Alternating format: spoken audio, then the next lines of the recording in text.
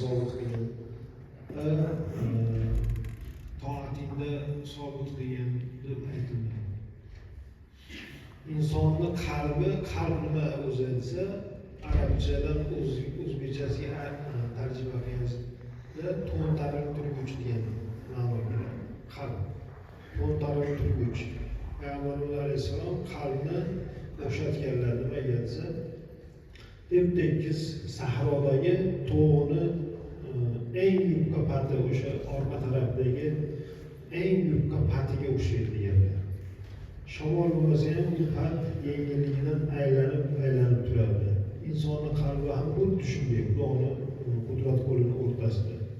Xohlasa o'zgartirib yuboradi, xohlasa o'zgartiradi. Shuning uchun Xudodan ko'p so'rash kerak. Ey hollarimizni o'zgartirib turuvchi zot, bizni holimizni yaxshilik tarafga o'zgartirgin deb so'rashlik. Mana shu yerda ham aytayaptilar, xavf nima Alloh taolodan desa, o'sha muhavvil bo'lgan zotni sahifalarni muhavvil qiladi, sahifalarni o'zgartirib yuboradi. Shu zot qanday o'zgartiradi? Fayaj'aluhu, u sahifalarni qiladi fil yamini ba'da an huda ila shimali. Ya'ni o'ng tarafdagi sahifalarni o'sha chap tarafga o'zgartirib yuboradi.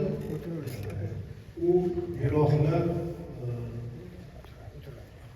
savoblar yengil bo'lib qoladi. Bu degani yengil bo'lib qolib, insonning hisoblari kamayib, gunohlari ko'payib ketib, o'ng tarafdagi inson yana chap tarafga o'zgarib ketib qolishligi. Ya'ni mashinadan xavf qilinadi Alloh taolodan. Shuni xavfida bo'linadi. فَلِلْعَبْدِ فِي حَالِ سَلَامَتِهِ مِنْ مَرْضَى أَنْ يَكُونَ خَائِفًا رَاجِعًا. Masalan, banda uchun salomat holida o'sha kasallikdan tuzalgandan keyin xavf qiladi Alloh taolodan va umid qiladi. Alloh taolodan qo'rqadi va Alloh taolodan umid qiladi. Nimaga desa, liyazjurahul xawfu minal ma'asi. O'sha zajr qilib xavf qiladi o'zini nafsiga o'sha gunohlaridan.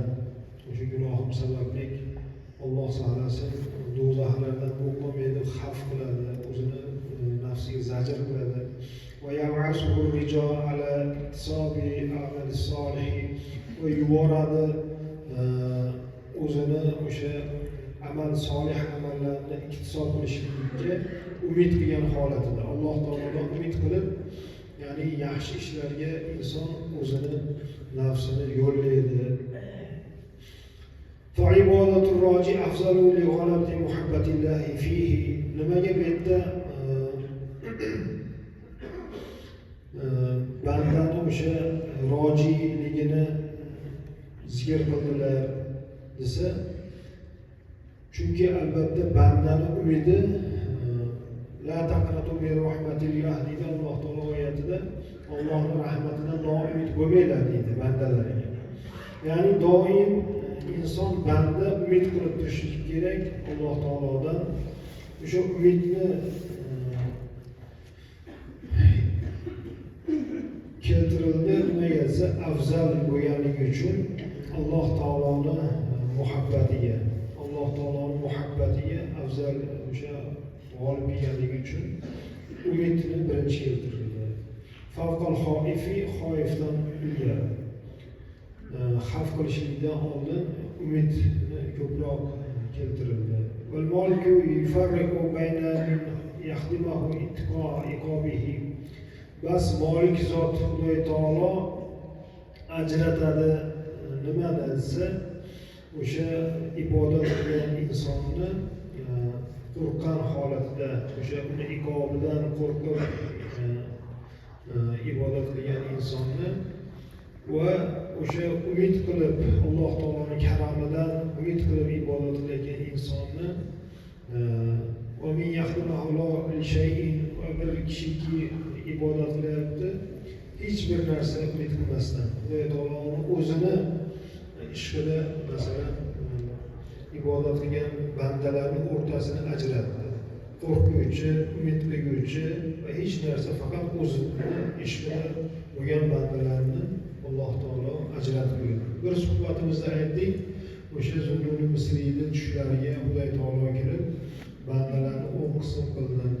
Ularga 9 qism, 10 qismga dunyoni ko'rsatdim. Ular 9 qism dunyoga berib ketdilar. Ularni bir qismi qoldi, bir qismini ham 10 juz qildim. Ularga jannatni ko'rsatdim. Ular jannatning 9 qismini oshiq bo'lib ajrab ketdilar. Qolgan bir qismini ham 10 taqsim qildim. Ularga do'zaxni ko'rsatdim. 9 qismi do'zaxdan qo'rqib ajradilar. Bir qismi qoldi. Ularga aytdimki, dunyoni ko'rsatdim, sizlar qiziqmadilaring. Jannatni ko'rsatdim, unga oshiq bo'lmadilaring. Do'zaxni ko'rsatdim, qo'rqmadilaring. Sizlarga o'zi nima kerak deganimda, faqat seni ishqing kerak deb aytishdi. Ya'ni bandalarni Xudo shunaqa qilib bo'lar ekan. Ba'zi birlari qo'rqib ibodat qiladi, ba'zi birlari umid qilib, ba'zi birlari hech narsa kerak emas, faqat Xudoni ish qiladi. Shunaqa qilib Alloh taolo bandalarni bo'ldi. Va miftahu dunya ash-shar'u. Sulaymon Doroniy aytadilar, dunyoning kaliti u to'qlikdir. Fa tuftahu umur dunya bish-shar'i. Bas dunyoning ishlari to'qlik bilan ochiladi. Inson to'q bo'lsa mehnat qiladi, inson to'q bo'lsa bir kasb kamolot qiladi. Dunyoni masalan ishlari to'qlik bilan ochiladi. Va miftahul oxiratil ju'u. Oxiratni kaliti bo'lsa ochlik debdilar. Ramazonda och qolyapmiz. Masalan, necha soat och qolyapmiz? Ashuncha soat masalan oxiratni kaliti ekan ochlik. Ochlikda masalan ibodat qilgan odam, masalan bego'ga Ramazonni Xudo farz qilmagan, hikmatlari ko'p edi.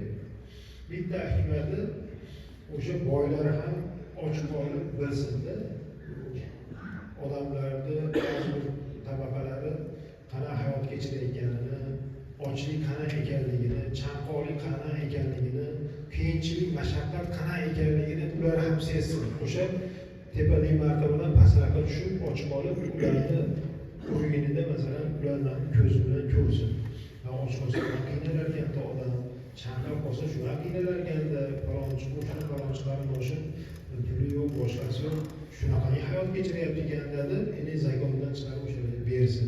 Bu bitta hikmati shu o'zi. Ya'ni oxiratni kaliti bu ochlik debdilar. Fatuftahu umurul oxiratu bil ju'i.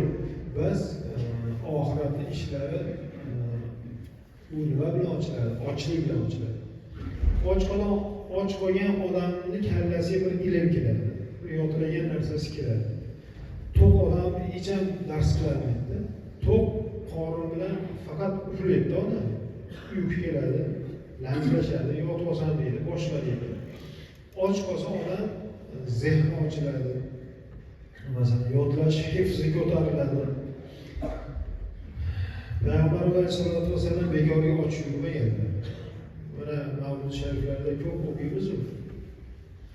Payg'ambarimiz alayhisolatu vasallam qornlariga tosh bog'lagan.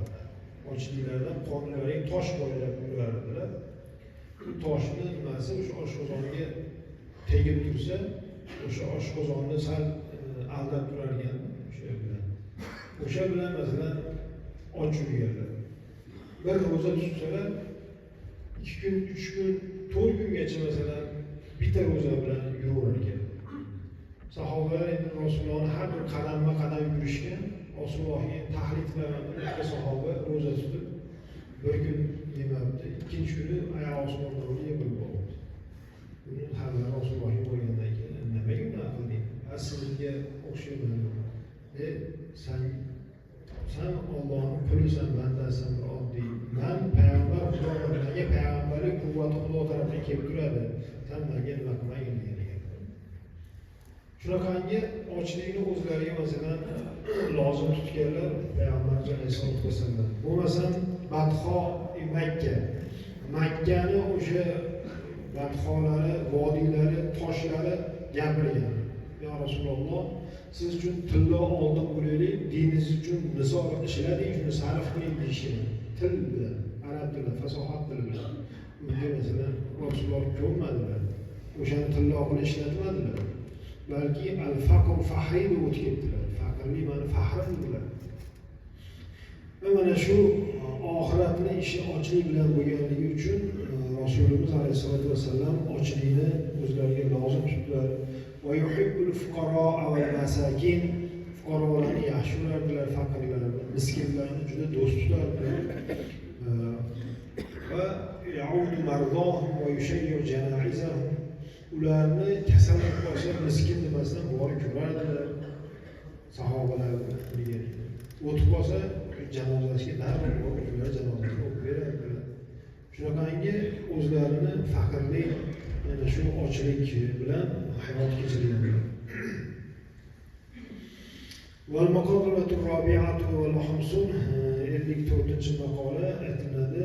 Al-ibadatu lillahi ta'ala, Alloh taologa ibodat hirfatun, ya'ni hunardir.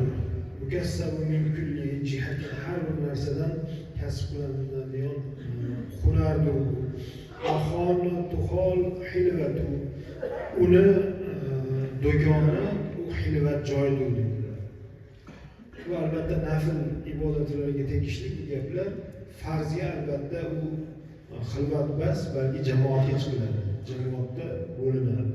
Lekin nafl ibodatlarda hammani ichida dumal bo'lmasdan, masalan, uyga borib, xilvat joyda, hech kim ko'rmaydigan joyda yig'ilib ibodatni ertalabgacha qilmaydi misol.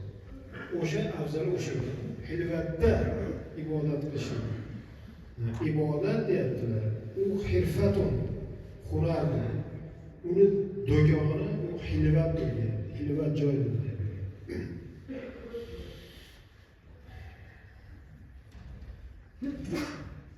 Va Rasululloh taqvo, uni sarmoyasini boshi esa taqvodir.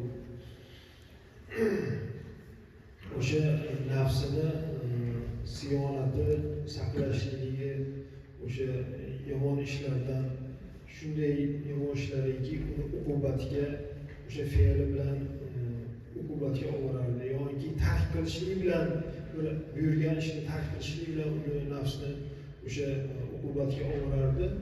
Mana shu narsalardan taqvo qilishligiga o'sha molini, rosul moli debdilar. Va ribhuha, uni endi foydasi nima desa, al-jannatu, jannat bo'ladi. Ey doru savob va mafiha, ya'ni savob hovlisi va u yerdagi hamma narsa o'sha banda uchun tayyorlab qo'yilgan bo'ldi, marhamat qiladi.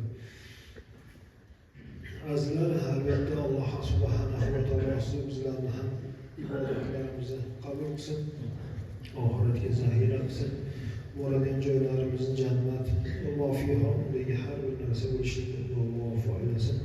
Lekin ro'zalarimiz, qiyomlarimiz, ibodatlarimiz qabul qilsin, qiyomatda Ramazon shafoati, Qur'oni Karim shafoatidan nasib aylasin.